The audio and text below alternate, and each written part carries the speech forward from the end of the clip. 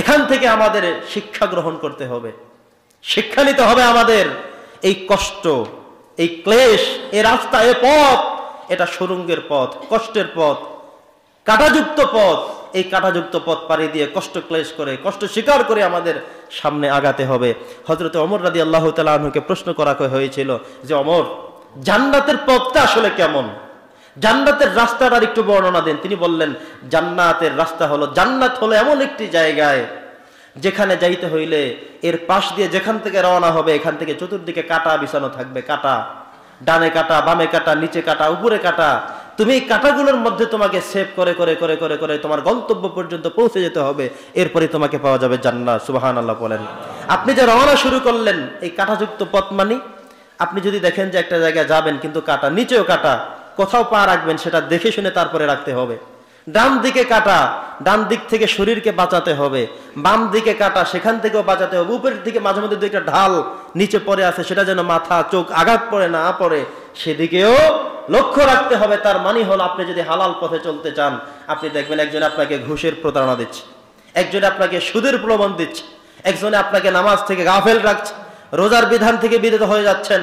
আপনার চোখের সামনে বেপরদার একটা সমস্যা চলে আসলো, আপনার চোখের সামনে এমন একটা সময় একটা জেনার অফার আপনার চলে আসলো, বিপদের অফার চলে আসলো। এভাবে করে করে সবগুলো উপেক্ষা করে করে আপনাকে মনে করতে হবে যে এটাই জান্নাতের পথ। যত অপরাধ দেখবো, যত লোভ দেখবো, লালসা দেখবো, কিচ্ছু ধরবো না।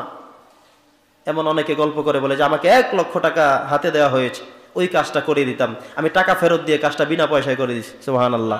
তার মানে হলো, এটা বিশাল একটা কাঁটা ছিল, বিস্ফোরা ছিল, আপনি সেটাকে ধরেননি। ওই কাঁটার মতো কষ্ট করে জান্নাতের পথ আপনি যাচ্ছেন। জান্নাতের পথে আগাতে গেলে এভাবে কাঁটা চতুর্দিক থেকে গাববে, লাগবে। ওমর রাদিয়াল্লাহু বললেন, এই কাঁটাযুক্ত রাস্তা অতিক্রম করার পরে, সরু রাস্তা, চিকন রাস্তা অতিবাহিত করার পরে যেই জায়গায় পৌঁছে যাবে, সেটাই হলো আল্লাহর জান্নাত। সুবহানাল্লাহ। আর জোরে বলি সুবহানাল্লাহ। অতএব সূরাতুল কাহফ এর 1 নম্বর বিষয় ছিল এটা, যে এই 7 জন যুবকের ইতিহাস ছিল এমন যে তারা আল্লাহর পক্ষে থাকার কারণে, কালেমার পক্ষে থাকার কারণে আল্লাহ সুবহানাহু ওয়া তাআলা তাদেরকে সেফ রেখেছিল। সেফ রাখতে গিয়ে তাদেরকে কষ্ট দিয়েছেন যে তোমরাই গর্তের মধ্যে ঢুকে থাকো, যারা তোমাদের বিপক্ষে কাজ করে তারা উপরে থাকুক, তারা আনন্দ ফুর্তি করুক, তোমাদেরকে আমি এখানে কষ্টের মধ্যে রাখি, এখানেই থাকো। অতএব এখান থেকে আমাদের উলামায়ে কেরামদের কিংবা আপনাদের আমাদের সবার বিশাল এক শিক্ষা, এটা নিয়ে একটু চিন্তা করেন যে আল্লাহ তাআলার এত পৃথিবীর জায়গা থাকতে, বিশাল বিশাল অট্টালিকা বিল্ডিং থাকতে, নাজ নিয়ামত থাকতে, সব জায়গা থেকে আল্লাহ সরাসরি আল্লাহ নিজে বলেছেন, ফাআউ ইলাল কাহফি, তোমরা গর্তের মধ্যে ঢুকে সেখানে একটু থাকো।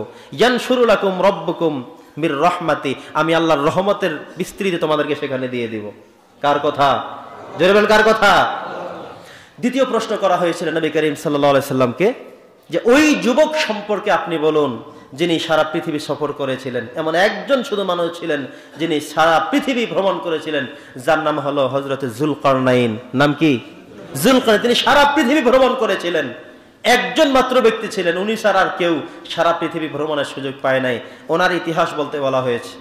নবীজি এই সূরা থেকে সেই জবাবটাও পেলেন। 3 নম্বর প্রশ্ন ছিল যে মানুষের রূহ সম্বন্ধে, আমাদের সবার রূহ আছে না? সবাই বলে আছে কিনা? রূহ আছে আমাদের? রূহ আছে দেখেই তো মসজিদে আসতে পেরেছি, আছে দেখেই তো এখনো বসে আছি। রূহ আছে বিধাই তো বলতে পারতেছি আছে। রূহ না থাকলে বলতে পারবো? রূহ কখন যাবে সেটা কি কাউকে বলে যাবে? আপনার রূহ আপনাকেও কি কখনো বলবে যে আমি কিন্তু আর 2 দিন আছি ভাই? বলবে? রূহ আপনার সাথে কোনো কথা বলবে, সেই পারমিশন কি আল্লাহ দিয়েছেন? রূহ যখন চলে যাবেন তখন কি আপনি বুঝবেন যে এখন আমি মারা যাচ্ছি? আপনার পার্শ্ববর্তী আত্মীয় স্বজন সবাই যদি বসেও থাকে, পাহারা দেয়, গ্লাসের মধ্যে আপনাকে ফিট বাধাই করে রাখে, তবুও কি বুঝতে পারবে রূহ কোত্থেকে কোন দিকে গেছে? কথা বলেন তো। আল্লাহর রাসূলকে প্রশ্ন করা হয়েছিল, রাসূল আপনি রূহ সম্বন্ধেও বলবেন? আল্লাহ তাআলা সেটাও জানিয়ে দিলেন, ইয়াসআলুনাকা আনির রূহ। রাসূল, লোকেরা আপনাকে রূহ সম্বন্ধে প্রশ্ন করবে। কলির রূহ, আপনি বলেন রূহটা হলো মিন আমরি রব্বি, আল্লাহর একটা নির্দেশ শুধুমাত্র। সুবহানাল্লাহ পড়েন। রূহটা কি? আল্লাহর শুধু একটা নির্দেশ, এটার নাম হলো রূহ। আপনি এটা বুঝতে পারবেন না যে রূহটা মনে হয় মাথার মধ্যে থাকে, রূহটা মনে হয় পেটের মধ্যে থাকে, রূহটা মনে হয় কলিজার উপরে থাকে। এভাবে কেউ কি টের পেয়েছেন কখনো? রূহটা যে কোথায় থাকে বলতে পারবেন কেউ? আপনাকে যদি এই জীবিত অবস্থায় একটা সারা শরীর তন্ন তন্ন করে খোঁজা হয়, ডাক্তার কি রুহ বের করতে পারবে? যে একজনকে অপারেশন করে রুহটা রাইখে আরেকজনের শরীরে দিয়ে দিবে, সুযোগ আছে? তার মানে হলো এই রুহ নিয়ে হাজারো গবেষণা হয়েছে পৃথিবীতে, অসংখ্য গবেষণা হয়েছে। এই মসজিদে আপনাদেরকে একটা গবেষণা শুনিয়েছি, অতএব সেটা আজকে টানবো না। অসংখ্য গবেষণা হয়েছে, কিন্তু আল্লাহ তাআলা বলেছেন, হে রাসূল, মানুষ কিন্তু রূহ নিয়ে ব্যাপক গবেষণা করবে। আপনি শুধু ছোট্ট করে এতটুকু বলে দেন, কলির রূহ মিন আমরি রব্বি, রূহটা শুধু আল্লাহর নির্দেশ ছাড়া আর কিচ্ছু না। সুবহানাল্লাহ। আত্মীয় স্বজন সবাই যদি চতুর্দিকে বসে থাকেন, খুব মৃত্যুর পথযাত্রী, যে কোনো সময় মারা যাবে, ডাক্তারও তাকে পরীক্ষা করে হার্টবিট সহ যা কিছু বোঝা দরকার, তিনিও বুঝতে পেরেছেন লোকটা বেশি বাঁচবে না, কিছুক্ষণের মধ্যে মারা যাবে। এমন মানুষের পাশে যদি সবাই মিলে তাকিয়ে থাকেন, দেখবেন চোখের সামনেই মারা যাবে, কিন্তু কেউ দেখতে পারবেন না, বুঝতে পারবেন না যে অল্প আগে মশার মতো বা মাছির মতো বা পিঁপড়ার মতো একটা নাক দিয়ে বের হয়ে চলে গেছে। এভাবে দেখার কোনো সুযোগ নেই। তাহলে রুহের সম্বন্ধে ফয়সালা দিয়েছেন কে? যে কোনো সমস্যার সমাধান, যে কোনো প্রশ্নের উত্তর নিতে হবে কার থেকে? আল্লাহর থেকে। আল্লাহ বলেছেন, ওমা ইয়ানতিকু আনিল হাওয়া। আল্লাহ বলেছেন, তিবিয়ানাল লিকুল্লি শাই।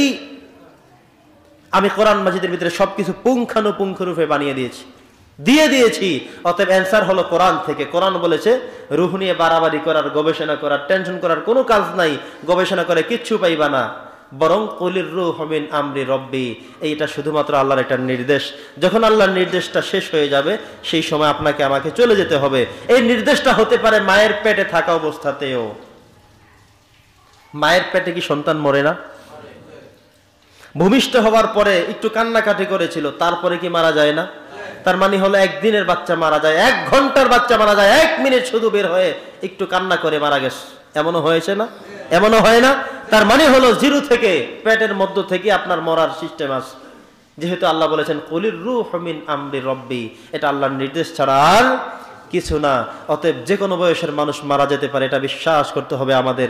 যেই ছেলেটার বয়স 7 বছর, সে আপনার আগেই চলে যেতে পারে। আপনার ছেলেকে নিয়ে অনেক স্বপ্ন, বিসিএস করে, এটা সেটা করে অনেক কিছু করছেন, কিন্তু সেই ছেলেকে আপনার কাঁধে নিয়ে আপনি নিজ হাতে কবরস্থ করতে হতে পারে। কারণ নির্দেশটা আসে কার থেকে? জোরে বলেন, কার থেকে? আল্লাহর থেকে। এখানে ছোট্ট একটা মাসআলা বলে শেষ করে দেই।